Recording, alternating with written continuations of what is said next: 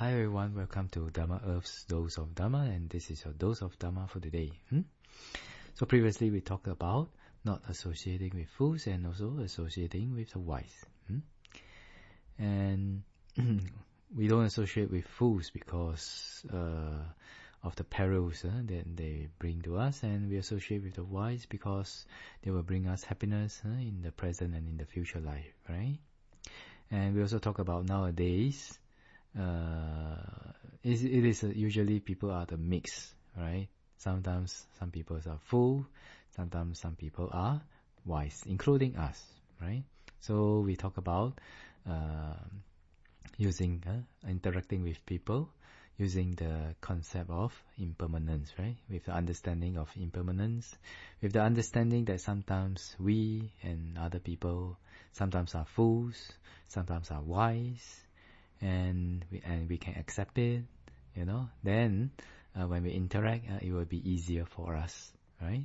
And also easier for us to follow these two mangalas. When people make foolish decisions, they talk foolishly, they think foolishly, then we do not follow them. But when people do wise things, talk wise words, say wise words, and think about wise ideas, then we can follow them, right? This is like that. This is what we mentioned in the last talk. So today I want to talk about the benefits of doing that. One thing beneficial about doing that is we get to know a person more realistically. That means if a person is foolish at that time, okay, then we know that is a foolish idea that we don't follow, and we avoid the perils, right? And if a person is wise, makes a wise decision at that time, then we know, okay, this is a good decision, we should follow, right?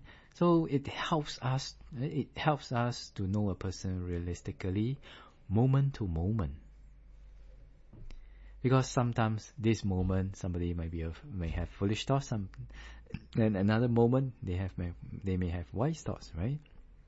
So it's good for us to avoid, when interacting with people, this kind of way to interact with them will help us to avoid the perils when they have foolish ideas, and also to benefit, to get the advantages and the benefits when they make wise decisions. You are going to do a good thing. Okay, let's go and do it together. Then we get the benefits also like that. So when we can interact with people like this realistically, moment to moment, then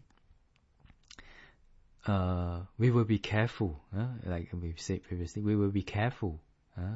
We will have caution if the wise sometimes makes mistake, and we will have understanding when people sometimes makes foolish decision, and we also have hope for them, for people who, like out of 5 times, out of 10 times, 5 times they do foolish things, but we have hope for them. Why? Because we recognize that they also make wise decisions another 50% of the time. Isn't that so? So when we interact with people like this, it really help us to interact with people realistically, right? And also we see hope in everyone. I don't remember how many times. Sometimes there are some times when I read about some books about parenting, then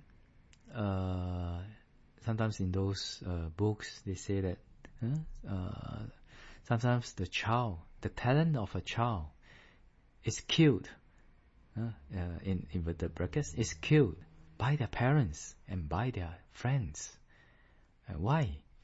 Because sometimes when the child do something foolishly, then the parent will label them as foolish. You are a fool, you are stupid, you are not as good as me during my time.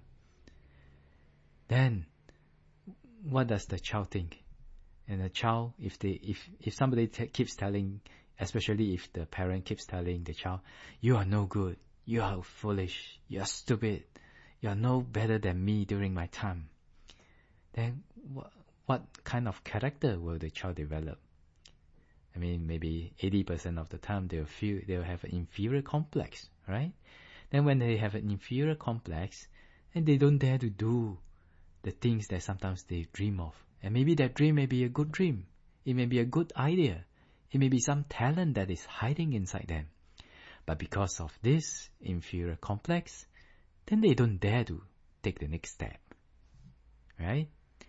So sometimes in some books, in some parenting books or some counseling books, or some videos, I saw this also.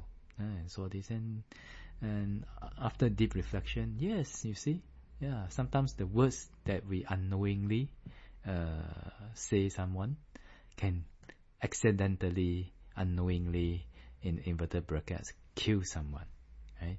But if we can interact with people realistically, then we will give praise. We don't have a fixed perception of them.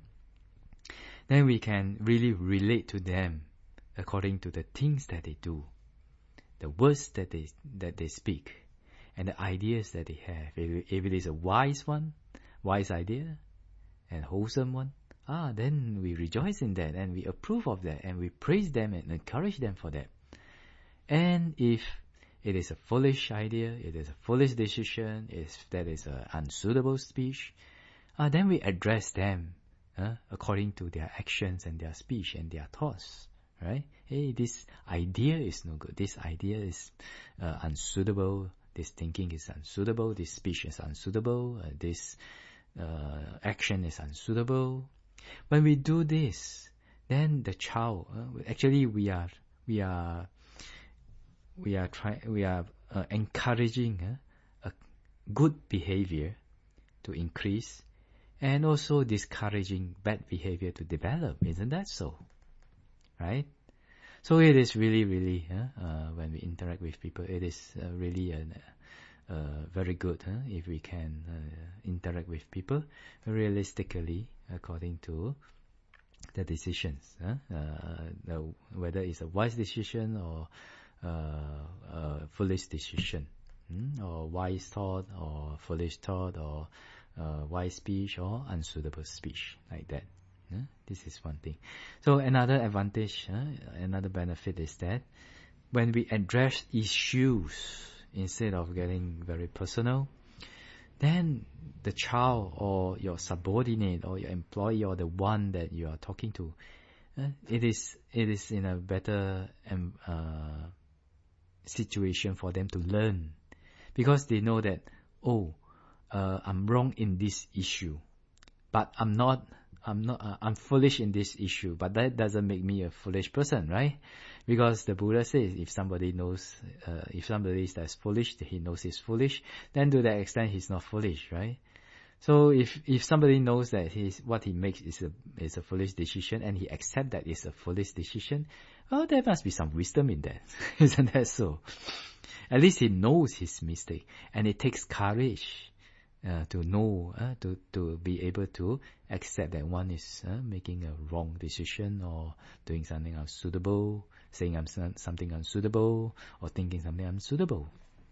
To that extent, when they can accept, and if they try to change, they are wise in that, to that extent. Isn't that so? So I remember there's a story. So two kids with their mothers, two different kids, two different mothers. So they went to the supermarket.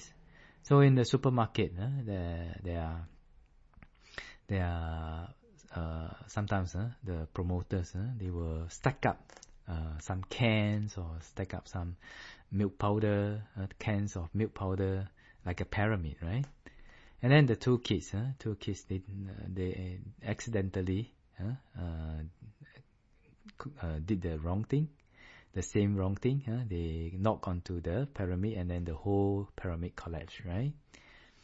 So, but the mothers, they have different response. One of them, they say, "You stupid kid, how can you do this?" And the other mother said, that was a stupid thing you did. So what do you think? Will the one being called a stupid kid develop better, or the one that the mother says, that was a wrong thing, that was a stupid thing you did, develop better? I think 80% of the time, it will be the one that the mother tells the kid, that was a stupid thing you did, right? Because when they do this, then the kid will understand that thing is a wrong thing. Yeah? That thing is a wrong thing. That was a stupid thing.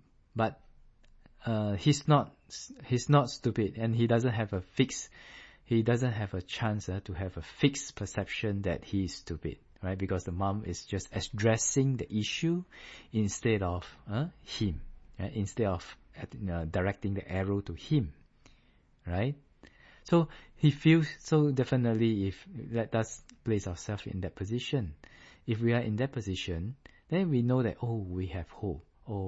If we make amends for it, if we correct our mistakes, then we are not stupid. We can be wise.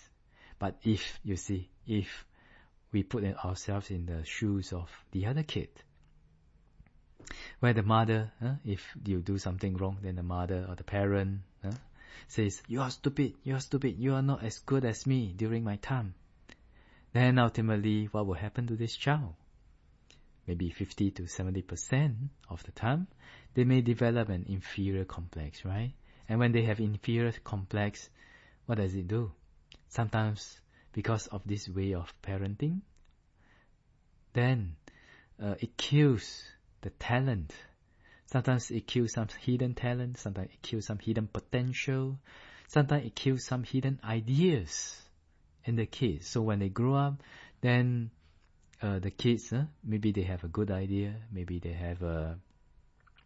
may have a hidden potential, they may have a hidden talent, but they may not have the courage to show it. Why? Because of this limitation of the mind that the parent has given to them, which is they're stupid, they're not good, they're not up to it, they can't do it. So many people's talents, potentials, ideas get accidentally, unknowingly killed inside them because of the way the parents or the friends address them, right? So do you want to be someone that kills somebody's potential, talent, or some dreams inside them? No, right? You want to be a good person. So if we can interact with people realistically, moment to moment, issue by issue, and then we address issues instead of directing the arrow to them. We direct the arrow to the wrong thing, the wrong speech, and the wrong thought instead of them. Then sometimes when we approach this way, it is we will provide a better learning and improving environment for others to grow. So this is one of the benefits also. Like that, huh? So this is the sharing for today, and dose of Dhamma for today. Hopefully, this reminder, this dose of Dhamma will be able to help you in your life. And may the Triple Gem bless all of you to be well, peaceful, and happy. Sadhu, sadhu, sadhu.